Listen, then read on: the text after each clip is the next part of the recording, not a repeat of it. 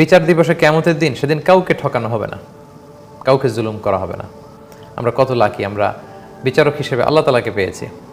আমরা অনেক সময় দুনিয়ার বিচারে অনেক সময় হ্যাপি হই না, বাদী হ্যাপি বিবাদী হ্যাপি হয় না, বিবাদী হ্যাপি বাদী হ্যাপি হয় না।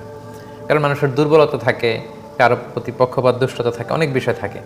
কিন্তু কিয়ামতের বিচারে আমরা এমন একজনকে জাজ হিসেবে পেয়েছি, আল্লাহু আকবার। তিনি মুসলিমদেরকেও কোনো ফেভার দিবেন না, আবার নাস্তিকদের উপরে জুলুম করবে না, আল্লাহু আকবার। কাফির, নাস্তিক, মুশরিক, অবিশ্বাসী, পৌত্তলিক, তাদের প্রতি এক বিন্দু জুলুম আল্লাহ করবে না। এমন না যে আমরা আল্লাহকে ডেকেছি, আল্লাহর ইবাদত করেছি, তো আমাদেরকে তিনি অনেক ফেভার দিয়ে দিবেন, যা দেয়ার তাই দিবেন।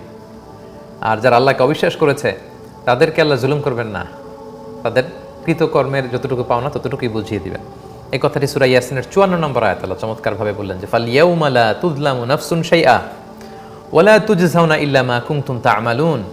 আজ কারো প্রতি বিন্দুমাত্র জুলুম করা হবে না, এবং তারা যা করেছিল শুধু অতটুকুই তাদেরকে বুঝিয়ে দেওয়া হবে। আল্লাহু আকবার। আল্লাহ জুলুম করবেন না।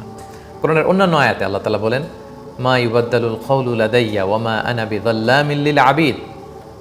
আমি আমার কোনো বান্দার উপর জুলুম করি না। বিভিন্ন আয়াত আল্লাহ বলেছেন যে আমি জালিম নই, আমি জুলুম করি না, যে যতটুকু প্রাপ্য ততটুকু। ফামাইয়া আমাল মিসকালা যাররাতিন খাইরান ইয়ারা। যাররা পরিমাণ ভালো করেছো তো সেটা পাবে, যাররা পরিমাণ খারাপ করেছো তো সেটা পাবে। সব কিছুর হিসাব সেদিন দেয়া হবে, কাউকে ঠকানো হবে না। আপনারা আশ্বস্ত থাকুন। আহকামুল হাকিমিন আলাইসাল্লাহু বিআহকামিল হাকিমিন, সূরা 3 এর শেষে আল্লাহ প্রশ্ন ছুড়েছেন, আমি কি আহকামুল হাকিমিন নই?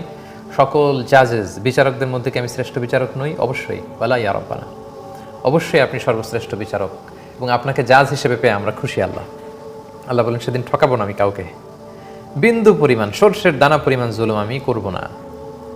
এটা বলে আল্লাহ তাআলা আমাদেরকে আশ্বস্ত করেছেন।